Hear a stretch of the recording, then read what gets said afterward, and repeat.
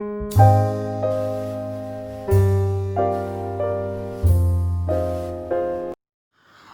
alaikum warahmatullahi wabarakatuh. This is Mrs. Bushra Mushtaq, PG Psychiatric Nursing.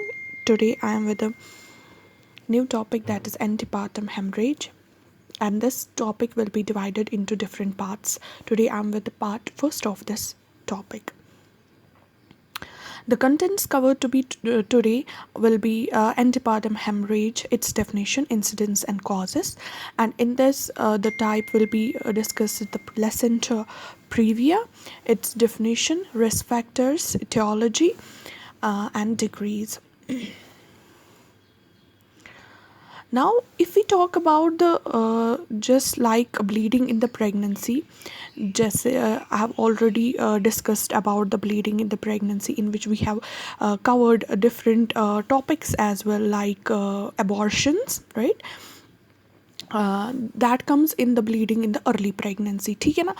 Bleeding in the pregnancy, it can comprise of the three things: bleeding in early pregnancy, which may comprise of different types of abortions, right, which may be threatened or non-threatened, antepartum hemorrhage, which is called as APH, and the postpartum hemorrhage, that is the PPH.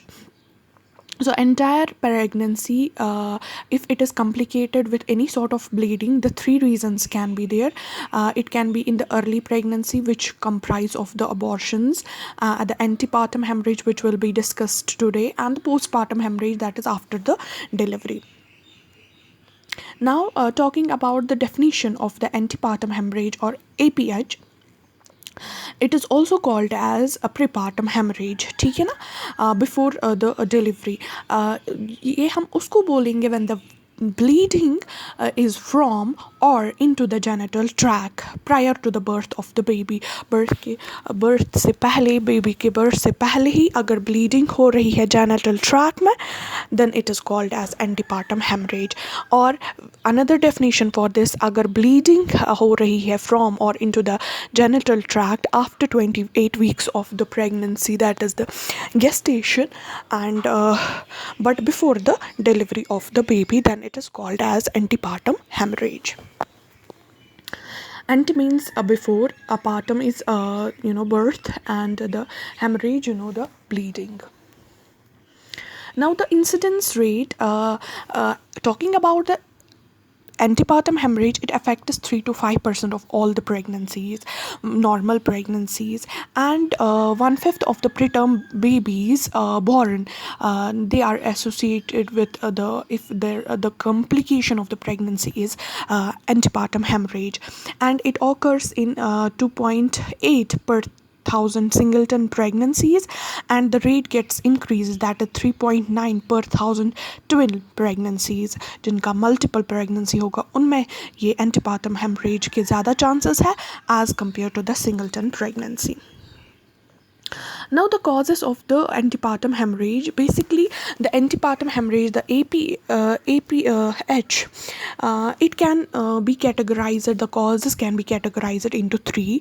The first one is the placental bleeding हो सकती है, placenta की वजह से bleeding हो सकती है, जो कि 70% of the cause हो सकता है. दूसरा होता है unexplained, जो पता नहीं चलता है कि किस वजह से bleeding हो रही है, लगभग 25% of the causes, या इसको हम indeterminate भी बोलते हैं, जिसमें which is unexplained, और इसमें नहीं आते हैं placental bleeding या local lesions. and फिर extra placental cause, जो कि 5% cause करते हैं, इसमें cervical polyp आ सकता है, carcinoma cervix, varicose vein या local trauma वगैरह आ सकते हैं. and for the placental bleeding, जो कि 70% है, basically the main cause यही होता है antepartum hemorrhage का, जिसमें further दो categories है, दो causes आ सकते हैं: placenta previa, that is 35%, or abruptio placenta or placenta abruptio, that is 35%. and these two are the main causes of the placental bleeding, and these two are the main causes of the antepartum hemorrhage. Now the first cause, that is the placental placenta previa. How can we define this placenta previa?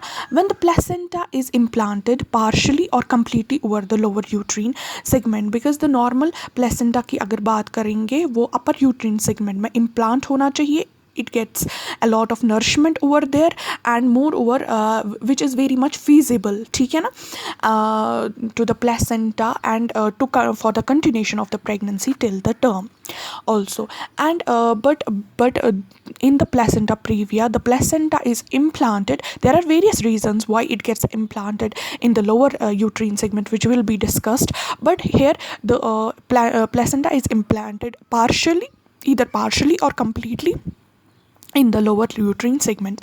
Here the PIC also determines how the normal placenta is attached to the upper segment of the uterine cavity, and in the placenta previa how it is attached to the lower uterine segments also.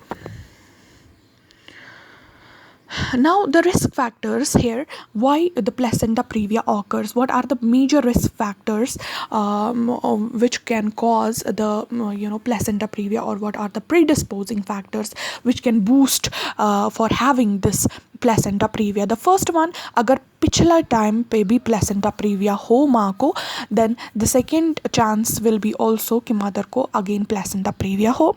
Previous caesarean section हुआ हो, वो भी एक risk factor बन सकता है. Previous termination of pregnancy हुई हो, या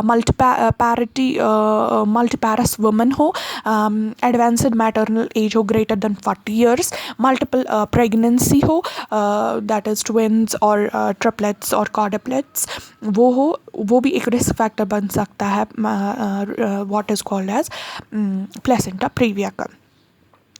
या deficiency in the endometrium हो, because of the deficiency of endometrium, because we know the endometrium is the main cause for हम क्या बोलते हैं, for conceiving a baby, for conceiving the conceptus, ठीक है ना. The endometrium, it should be enough rich to to serve the conceptus. अब अगर deficient है due to any uterine scar, due to any infection, that is endometritis, or due to any previous removal of the placenta, manually removal of placenta, or we have done the curettage of the placenta, there or there may be some mucoid fibroid there.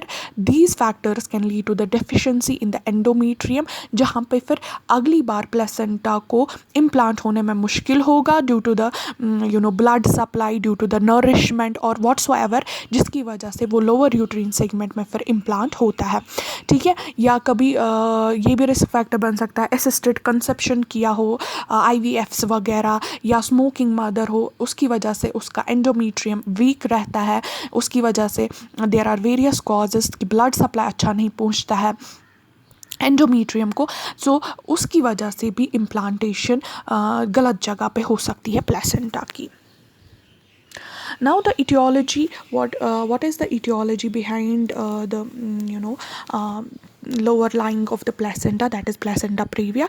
The exact cause of implantation तो placenta का in the lower uterine segment का मालूम नहीं है, but फिर भी कुछ ऐसे चीज़ें पाई गई है, जैसे कि dropping down theory. इसमें क्या बोला कि जो fertilized ovum होता है वो नीचे ही exactly drop down होता है और implant हो जाता है in the lower segment, क्योंकि poor decidua reaction may be there in the upper uterine segment, या insufficient and uterine segment in the upper portion may be there, जिसकी वजह से completely जो fertilized egg आता है fallopian tube से, वो सीधे ही implant होने की कोशिश करता है जहाँ पे उसको rich decidua मिले, तो उसकी वजह से वो नीचे आ सकता है, जिसकी वजह से failure हो जाता है zona pellucida को to disappear in the time, and it can be hypothetical possibility also, मगर ये एक cause या etiology हम बोल सकते हैं. Secondly, defective decidua, जैसे कि results in the over spreading, कि अगर defective है उसको अच्छे से nourishment नहीं मिल रहा है, तो chorionic villi wide spread हो जाएंगे, wide area में spread करेंगे अपना जो कुछ भी material लेना होगा, उनको nourishment लेना होगा to the entire uterine wall या large area तक spread हो जाएंगे, ताकि वो नरिशमेंट ले, उसकी वजह से भी lower lying of the placenta हो सकता है, that is the defective decidua. या big surface area of the खुद सरफेस एरिया बड़ा हो प्लेसेंटा का, as in case of multiple pregnancy, twin pregnancy, तो उसकी वजह से भी वो एनक्रोच हो सकता है in the lower uterine segment. These are the etiological factors which causes the placenta previa. Now the degrees of placenta previa, basically अगर हम बात करेंगे 4 डिग्रीज होती है प्लेसेंटा प्रीविया की, ऑन द बेसिस कि वो कितने हद तक लोअर यूट्रीन सेगमेंट में अटैच हुआ है, प्लेसेंटा इम्प्लांट हुआ है। The first type, second, third and fourth. The first इसमें क्या उसको बोलते हैं, प्लेसेंटा एनक्रोच करता है लोअर यूट्रीन सेगमेंट को, but does not reach to the internal os, कोशिश करता है पहुंचने की, इंक्रोच करने की to the lower uterine segment, मगर इंटरनल ऑस को रीच भी नहीं करता है। सेकेंड में रीच करता है वहाँ तक, इंटरनल ऑस तक, मगर उसको कवर नहीं करता है। और तीसरे में वो कवर कुछ पार्ट करता है इंटरनल ऑस को, कुछ पार्ट कवर करता है, half of the portion of the internal ऑस is covered, and in fourth completely internal ऑस cover हो गया होता है। इवन अगर सर्विक्स डायलेट भी हो जाए तब भी प्लेसेंटा इसके ऊपर ही रहता है। Here in the picture you can see how the first, second and the third and fourth stages are classified, how what is called as how the placenta encroaches the os. In the first diagram you can clearly see, and then how it approaches to the internal os, and then how it halfly closes the internal os, and if the os is dilated, हम थोड़ा बहुत देख सकते हैं अंदर uterine segment का, क्योंकि placenta half तक हो गया होगा। अगर फिर चौथे में वो कम्प्लीटली कवर करता है ऑस को, अगर डायलेट भी होगा ऑस, वो फिर भी क्या इसको बोलते हैं, उसको प्लेसेंटा ऊपर से कवर करेगा।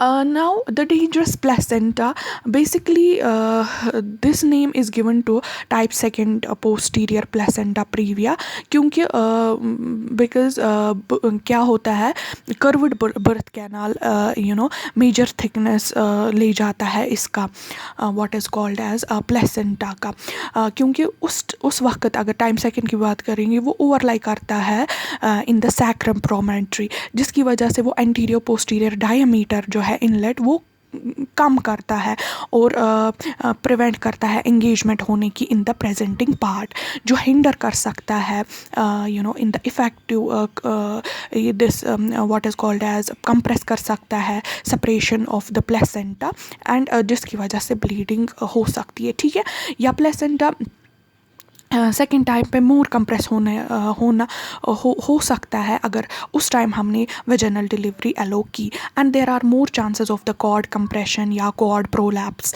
इन this type of, that is why it is called as dangerous placenta previa, जिसकी वजह से इनकी वजह से अगर प्लेसेंटा कंप्रेस हो गया due to the vaginal delivery, या कॉर्ड कंप्रेशन हो गया, कॉर्ड प्रोलैप्स हो गया, उसकी वजह से फीटल एनोरेक्सिया हो सकता है, and fetal death can also occur. That was all about today's topic. I'll be soon with the next part, inshallah ta'ala. Assalamu alaikum wa rahmatullahi wa barakatuh.